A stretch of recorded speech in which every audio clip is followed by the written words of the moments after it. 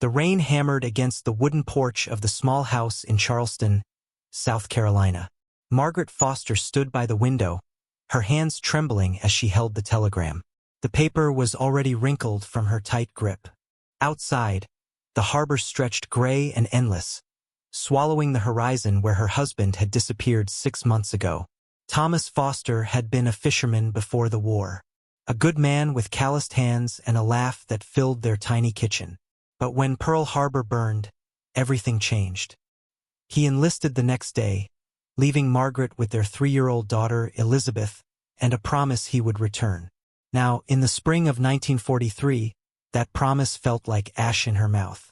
Margaret worked at the Naval Administration Office in Charleston. It was menial work, filing reports, typing letters, making coffee for officers who barely looked at her. She was invisible, just another war widow in waiting, one of thousands of women whose lives hung suspended between hope and grief. But Margaret saw things. Documents crossed her desk that made her blood run cold. Casualty reports from the Atlantic. Lists of ships lost. And something else, something that made her hands shake every time she filed those particular folders away. U-boat statistics. The German submarines were devastating Allied shipping. Every week, dozens of merchant vessels went down, taking their crews to the bottom of the Atlantic. But what haunted Margaret, what kept her awake at night, was the other number she kept seeing. The number no one talked about in public. 75% of U-boat crews never returned to port. 3 out of 4 men who descended into those steel coffins would die there, crushed by depth charges, drowned in frigid water, suffocated when their oxygen ran out. It was a death sentence, and both sides knew it. Margaret's husband was somewhere out there hunting those submarines. His destroyer, the USS Bainbridge, had been deployed to convoy escort duty. Every day she checked the casualty lists. Every day his name wasn't there felt like borrowed time. She tried to be grateful, tried to focus on Elizabeth, on keeping their home together, on surviving one day at a time. But the numbers haunted her. 75%. 3 out of 4. One afternoon, a new officer arrived at the administration building. Commander Robert Harrison was different from the others. He actually looked at the staff, remembered their names, said thank you when Margaret brought him coffee. He had gray in his hair despite being only in his 40s, and his eyes carried a weight that reminded her of Thomas. Harrison had been a U-boat hunter for 2 years. His previous ship had sunk 4 German submarines. He was a hero, though he never used that word. When he spoke to the other officers, Margaret listened from her desk, catching fragments of conversation that chilled her. The U-boats were getting smarter. They hunted in wolf packs now, coordinating attacks that overwhelmed convoy defenses. The Allies were losing the Battle of the Atlantic. If the Germans cut off the supply lines to Britain, the war might be lost. But the Germans were losing something too. Their submarine crews were dying faster than they could train replacements. Every U-boat that went down took 40 to 50 men with it. Young men, most of them. Boys, really. 19, 20 years old, who climbed down into those steel tubes and never saw daylight again. Margaret found herself thinking about those German boys. It felt like betrayal, like she was being disloyal to Thomas and every other Allied sailor. But she couldn't stop. Somewhere in the Atlantic, her husband was trying to kill them. And they were trying to kill him. And most of them, on both sides, would never come home. One evening, as she was filing reports in Harrison's office, he spoke to her directly for the first time beyond pleasantries. "Do you have someone out there, Mrs. Foster?" The question caught her off guard. She nodded, not trusting her voice. Harrison looked at the photograph on his desk. A woman and 2 children, smiling in sunshine that seemed impossibly distant. "My brother commanded a destroyer," he said quietly. "The USS Carney. She went down last year." He paused, then looked at Margaret with those weighted eyes. "This war is going to break something in all of us. The question is what we do with the pieces afterward." Margaret didn't know how to respond. She finished filing and left, but his words followed her home through the rain-slicked streets of Charleston. That night, after Elizabeth was asleep, Margaret sat at the kitchen table with Thomas's letters spread before her. She read them again, searching for something she couldn't name. Some assurance that the man who came home, if he came home, would still be the man who left. Some hope that the pieces could be put back together. Outside, the harbor was dark and silent. Ships moved like ghosts through the rain. And somewhere beyond the horizon, in the cold depths of the Atlantic, the killing continued. 75% never returned. Margaret closed her eyes and prayed she wouldn't become part of that statistic by proxy. 3 weeks later, Margaret's world shattered. She was at her desk when Commander Harrison emerged from his office, his face ashen. He walked directly to her, and she knew before he opened his mouth. Everyone in the room knew. The way officers delivered bad news had a specific gravity that bent the air around them. "Mrs. Foster, could you come with me, please?" The words that followed blurred together. USS Bainbridge. Torpedo attack.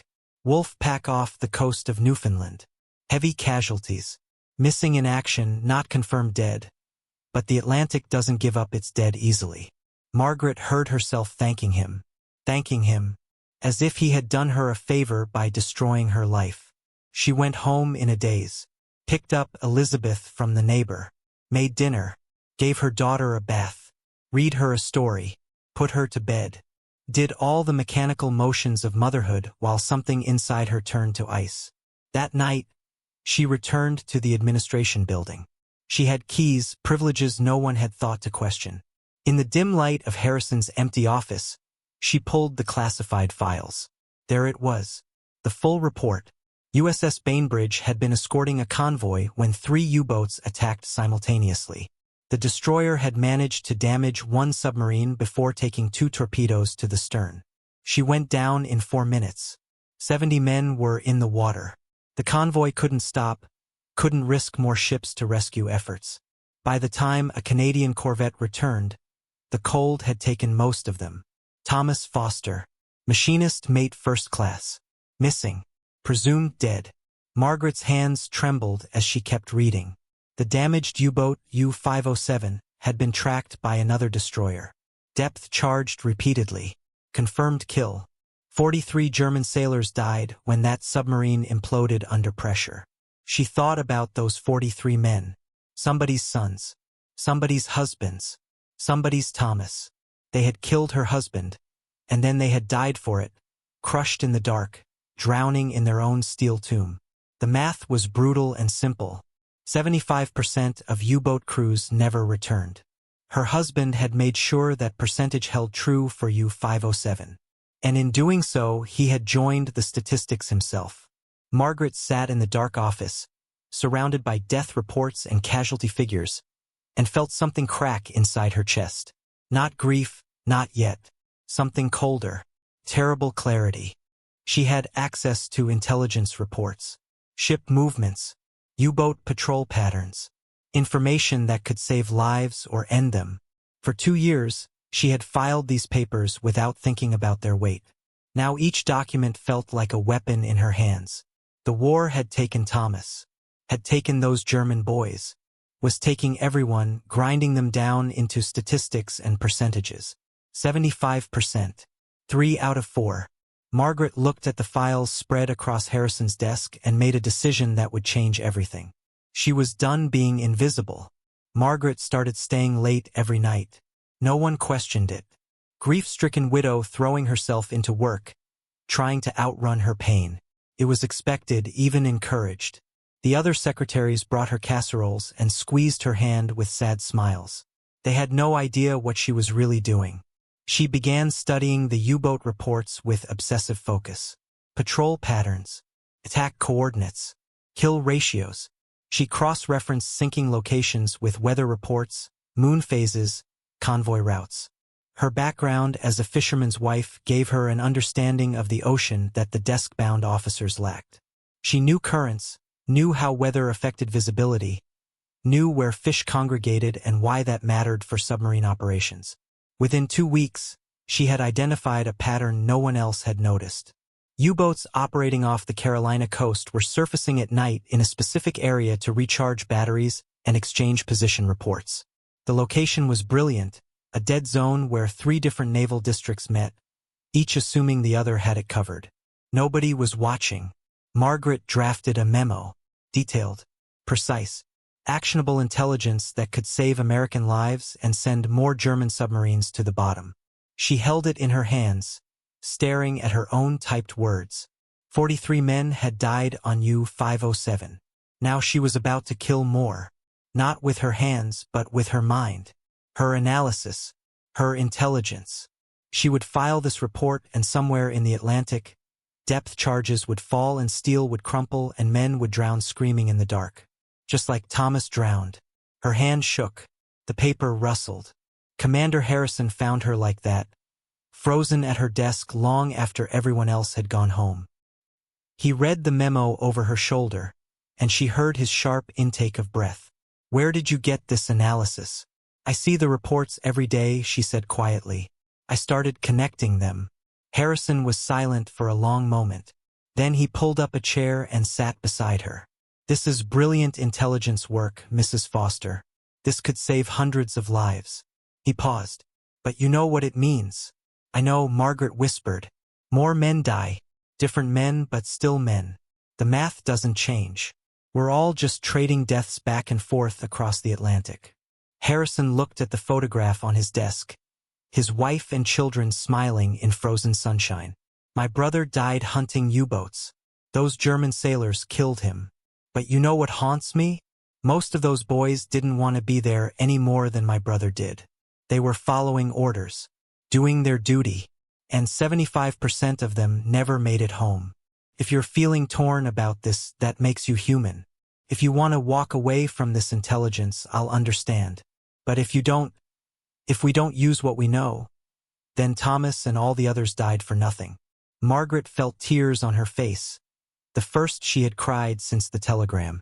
"How do we live with this?" she asked. "How do we carry all these deaths?" Harrison's smile was sad and ancient. "One day at a time, Mrs. Foster. One day at a time." She handed him the memo.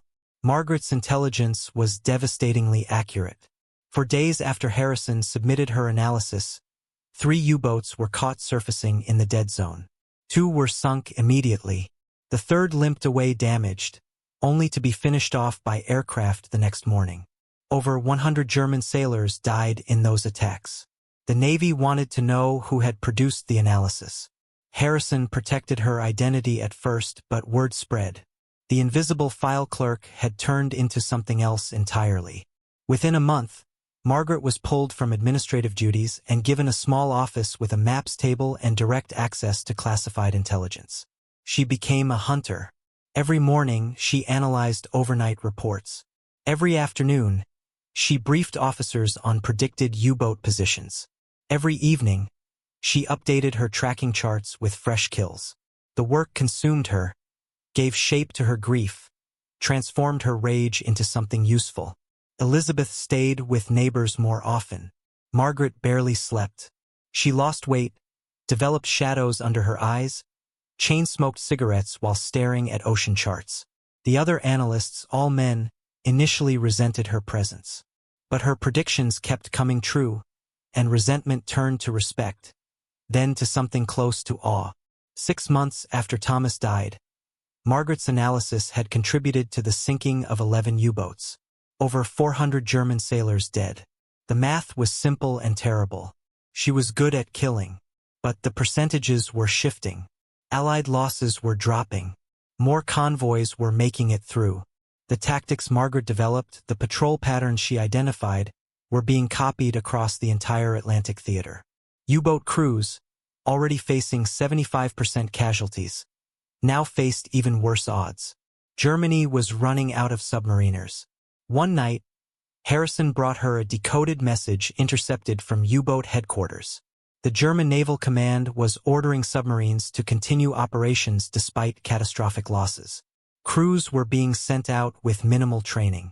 Some boats were going down on their first patrol. Margaret read the desperation in those German words and felt nothing. She had gone cold inside, efficient as a machine. These were the men who killed Thomas. Every U-boat she helped sink was justice. Then Harrison showed her something else. A personnel file recovered from a captured U-boat officer. Captain Lieutenant Friedrich Weber. Age 23. Married. One daughter, age 3. The photograph showed a young man in a German naval uniform, smiling awkwardly at the camera. In his arms, a little girl with blonde pigtails. She looked exactly like Elizabeth. Weber had commanded U-507, the submarine that torpedoed the Bainbridge, the submarine that killed Thomas. Weber had died when the Bainbridge's sister ship Depth charged his boat into scrap metal. He drowned in the dark with his 42 crew members while his wife and daughter waited in Hamburg for a husband and father who would never return. Margaret stared at that photograph for a long time. The little girl's smile. The young father's awkward pride. The same scene, different uniforms, same ocean. 75% never returned. She finally understood what that number really meant. It wasn't statistics. It was daughters without fathers. Wives without husbands. Mothers without sons. On both sides of the Atlantic, the ocean was swallowing families whole. Margaret stopped going to the office. Harrison found her at home 3 days later, sitting at her kitchen table surrounded by photographs. Thomas in his navy dress whites. Elizabeth's first birthday. Their wedding day in the small church on King Street. And next to them, the photo of Friedrich Weber and his daughter. She had stolen it from the file. Couldn't stop looking at it. "I can't do this anymore," she told Harrison. "Every U-boat I help sink, I see that little girl. I see Elizabeth. I see all of them." Harrison sat down across from her, heavy and tired. "The war doesn't stop because we're tired of it, Mrs. Foster. I know, but I'm done being part of the killing. Thomas wouldn't have wanted this. He was a fisherman. He understood the ocean, respected it. He never would have wanted me to become this. What are you, Margaret?" She looked at her hands. Steady hands that had typed coordinates for death. Hands that had once held her husband, cradled her daughter, kneaded bread dough in this same kitchen. "I'm someone who forgot that the enemy has families too. Someone who turned grief into a weapon." She met his eyes. "I helped kill 400 men, Robert. 400 Friedrich Webers. 400 little girls waiting for fathers who aren't coming home." Harrison was quiet for a long moment. Then he reached into his jacket and pulled out a letter. "This came through intelligence channels yesterday. It's from a German pastor in Hamburg. Someone found a way to get it to the Red Cross, and they forwarded it to us." He slid it across the table. Margaret's hands shook as she read. The letter described a cemetery in Hamburg where U-boat crews were buried. Row after row of graves, most of them empty because the bodies were never recovered. Families gathered there every Sunday, mourning men who had no graves, no final resting place except the cold Atlantic.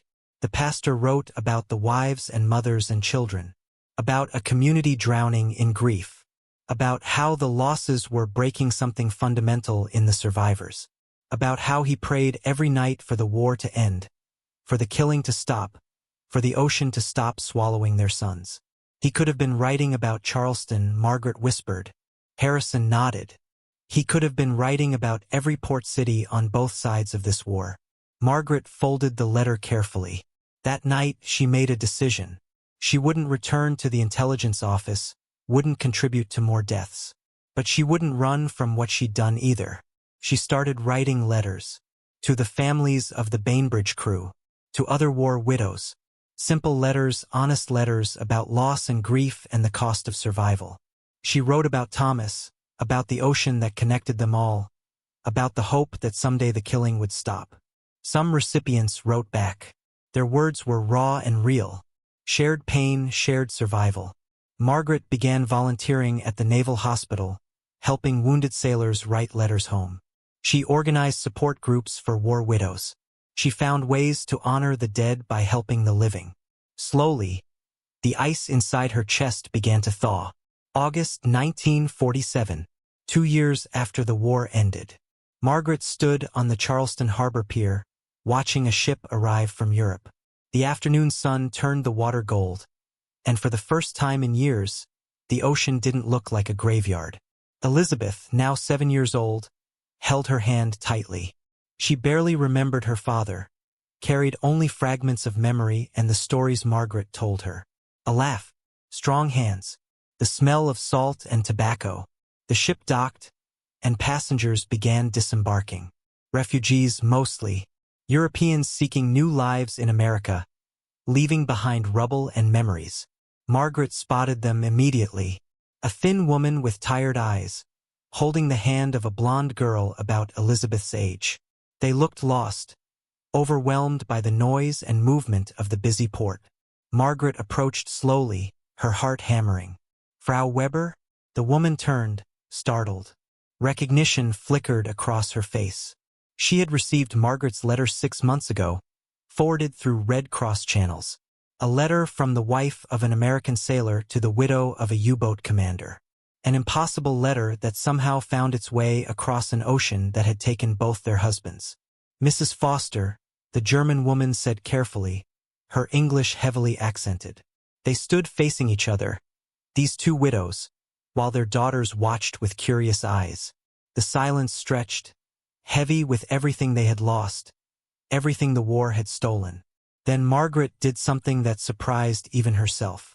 She embraced the German woman and felt Frau Weber collapse against her, sobbing. They held each other on that sunny pier while around them life continued, indifferent to their grief and their healing. That evening, Margaret's home filled with an unusual gathering. Frau Weber and her daughter, whom everyone called Greta, Commander Harrison and his family, other war widows from Margaret's support group. Even some of the wounded sailors Margaret had helped at the hospital. They shared a meal together. Simple food, nothing fancy, but there was laughter. Real laughter. Elizabeth and Greta played together despite the language barrier, the universal language of childhood bridging what words could not. Frau Weber pulled Margaret aside as the evening wound down. "Friedrich would not have wanted me to hate," she said quietly. "He wrote in his last letter that he hoped the killing would end.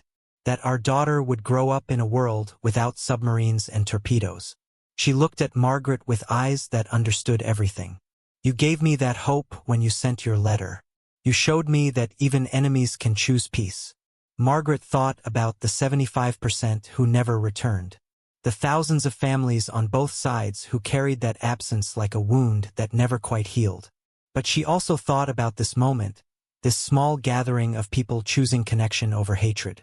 The war had taken Thomas, had taken Friedrich Weber, had taken so many, but it hadn't taken everything. Some pieces could be put back together just differently than before. Outside, the harbor stretched dark and peaceful. Ships moved through the night, but they carried commerce now, not death. The ocean was just an ocean again. Margaret looked at Elizabeth and Greta laughing together, at the widows sharing stories, at Harrison smiling with his family beside him. This was her answer to the statistics. This was how the 25% who survived learned to live again. Not by forgetting, never by forgetting, but by choosing every day to build something better from the pieces. Thank you for staying with this story until the end. It's a reminder that behind every statistic, every casualty number, there are real families, real grief, and real choices about how we heal. If this story moved you, please like, comment, and subscribe. Share your thoughts below about stories you'd like to see next. War leaves scars, but sometimes, in the smallest ways, we learn to carry them together.